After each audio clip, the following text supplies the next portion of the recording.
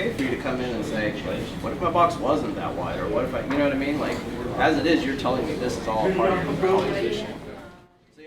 I was one of 3 art teachers in the country that was selected to be a part of the residency program through Golden Artist Colors and Scholastic Art and Writing Awards. It's a cooperation that they have together.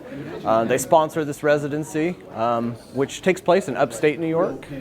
So that means I got to spend 2 weeks in upstate New York at the residency, working with Golden Artist Colors and just producing art in their residency facilities, which are just extraordinary. Along with that just kind of came some generous gifts, and one of those gifts was that they wanted to put together an exhibit of this year's residents and past year's residents. That's a total of 12 residents who have been through that program altogether. So I had a chance just last week to go to New York City and visit the opening reception for that exhibit.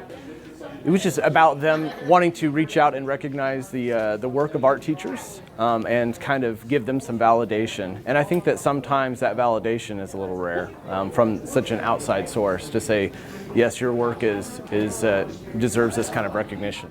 Color, nobody even said it. That's right.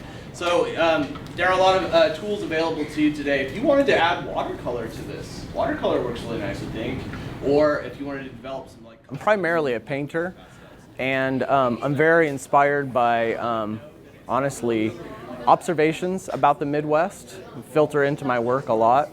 So a lot of recognizable imagery from the Midwest, but mixed with a really heavy dose of abstraction. So a lot of playful use of color and playful use of medium. Early on in my teaching career, I wanted to share with my students the experience of making and exhibiting art. Wanted them to understand that I take all these things we talk about in the class very seriously, and just kind of give them a window into that world. As it is, my own art practice involves getting to my studio about 4:30 in the morning and painting for a couple hours before I have to come teach, and sharing a lot of those lessons that I learn in the studio with my students. Give this a little bit of water. You can kind of just like, and then you're going to be drawing with this wet. Wichita's my hometown and grew up in the Wichita school system. Always taught here at West High School, so it's nice to break away and just kind of experience that bigger world, that bigger art world. Some students, when I talked about going to New York, especially New York City, I could have been telling them I was going to Mars. It just seemed like this faraway planet. So I was anxious to snap some pictures while I was there, come back and show them some pictures and be like, see, I really was there. This is why you had a substitute and this is what it looks like. And like I said, I grew up in the Wichita system. I actually attended West High School as an art student, and so I'm very much into encouraging them to take those opportunities as they come their way, and just kind of showing them what can happen when you take advantage of those opportunities. So.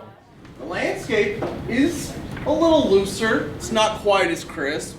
And then as you go back in space, and go back in space, and go back in space, it gets a little bit hazier, smokier. The Italians came up with a word for that. The word is sfumato, right? Sfumato. The other artists that I was exhibiting with were just really high caliber artists, art educators from all over the United States. Very diverse group, and to just be told that you fit with this group was just a really special feeling. I can't help but look at that. I don't know. And also playing with weird perspectives, like the way that table kind of like tilts.